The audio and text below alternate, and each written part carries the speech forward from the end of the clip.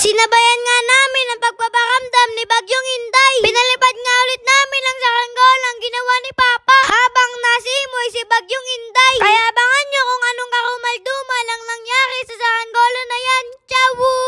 July 9 nga nung nananalasa na si Bagyong Inday sa ibang lugar at nasimoy na nga din sa amin. Nung araw na yan at napakalakas na nga rin ang hangin dito sa amin. Kaya naisipan nga ulit naming paliparin ang saranggola na to. Kung kaya niya ba talaga ang ganito kalakas na hangin. At sa oras na yan, babago-bago nga ang takbo ng hangin. At sa pangatlong tala nga ni Tito Hit ay lumipad na nga ito. At paunti-unti nga itong tumayog at mabilis nga itong umangat. At dito nga malumanay at kalmado pa nga ang lipad niya. At unti-unti ko nga yang nilululusan at pinapangat. At di pa nga namin dito ramdam ang hagupit ng malakas na hangin. At chill na chill pa nga ako sa pagpapalipad ng saranggola na to mga guys. Ciao!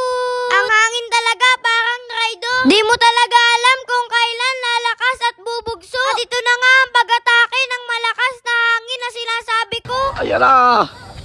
Gi, karga.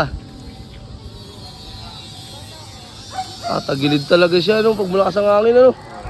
At dito nga, unti-unti na nga nag-iiba ang lipad niya at napakagalit na nga nito. At ito na nga, kinakatakutan naming pangyayari. Sa sobrang lakas ng hangin, bumulusok na nga ang saranggolang ginawa ni Papa. Lumangat pa!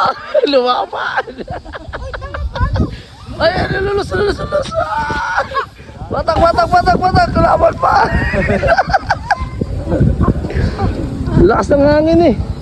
At dito nga, tagilid na talaga ang lipad niya sa sobrang lakas ng hangin. At paulit-ulit na nga itong umiikot at bumubulusok. At ito nga ang panguling bulusok niya at di na nga nakabawi. Buti na lang talaga malapit ang pinagtugpuan niya. At mababa ang pinagsabitan. Kaya madali na nga lang namin tong nakuha ni Tito Hit. Buti na nga lang hindi ito nasira. At naisipan nga itong lagyan ng lado ni Tito Hit. At ito nga ang pangapat na talang sa saranggola na to. Na nilagyan na namin ng lado. At dito nga kahit medyo malakas ang hangin, okay na nga ang lipad niya. Dahil nga sa sobrang lambot ng baskagan nito ay kumukuyupi talaga siya. At dito nga patayag na nga ulit siya. At si Kuya Janly na nga palang naghihinete niyan. At ito na nga ang karumaldumal na nangyari sa kanya. Bumulusok na nga ulit ito at di na nga na-videoan. Dahil nga sa oras na yan ay napakalakas na talaga ng hangin. At di nga namin nakita kung saan parte tumugpo. Wala na.